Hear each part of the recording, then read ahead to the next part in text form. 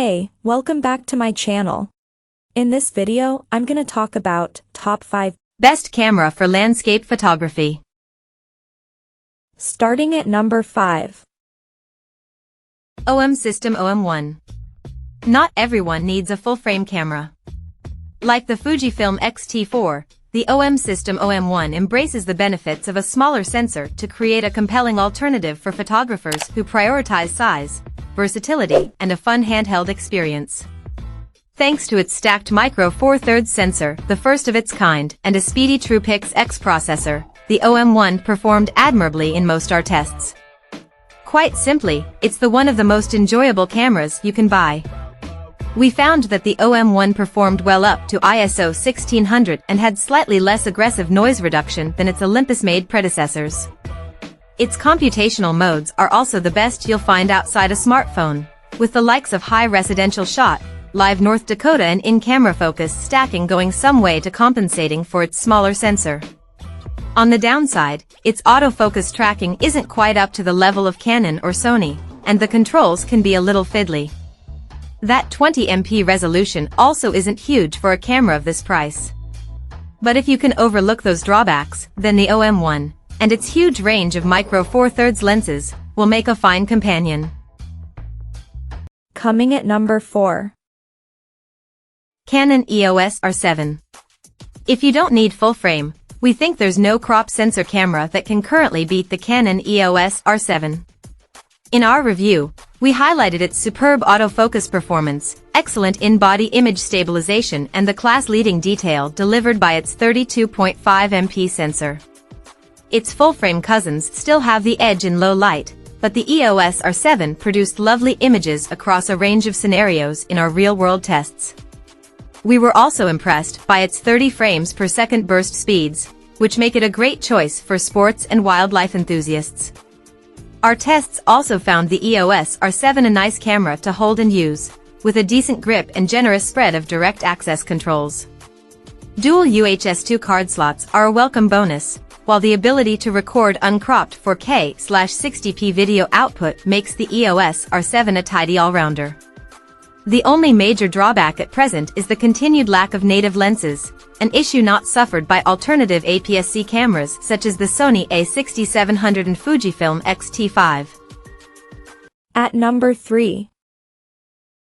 Canon EOS R10. It isn't the cheapest option for beginners, but we think the Canon EOS R10 is the best camera for those starting their photographic journey. Spiritual successor to Canon's popular mid-range DSLRs, the EOS R10 has two standout skills: impressive subject tracking autofocus and speedy 15 frames per second burst shooting, which was previously unheard of at this price. Both combine nicely to make the EOS R10 a versatile little camera for shooting all kinds of subjects, from portraits to speeding pets. During our autofocus testing, which we conducted on cats, deer, and a rapid cockapoodle, the R10 found and tracked subjects' eyes very well, with 15 frames per second burst speeds producing a decent hit rate. While it isn't a compact camera, the EOS R10 is lightweight at 429G and has a deep grip that makes it well balanced in the hand with all kinds of lenses.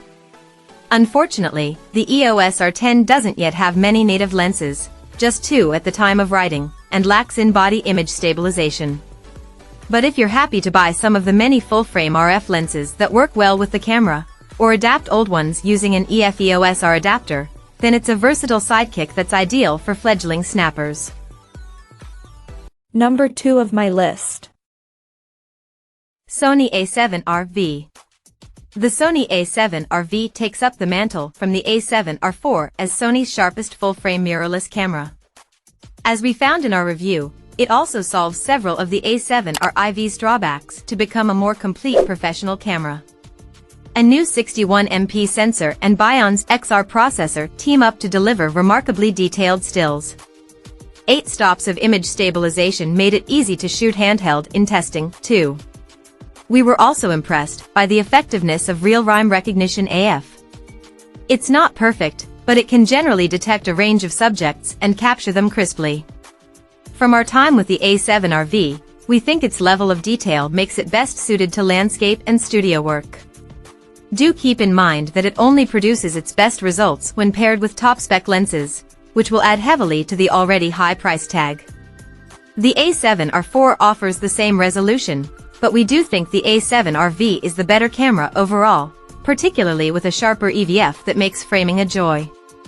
That said, if you don't need so many sensor pixels, you'll find better value for less elsewhere. And number 1. Sony A7 IV. Following the fantastic A7 III was never going to be easy, but the A7 IV is a worthy successor. With a new 33MP sensor that's solid for both stills and video, it's a compelling mirrorless option for hybrid shooters. In our review, we called it a brilliant blend of photographic power and video versatility.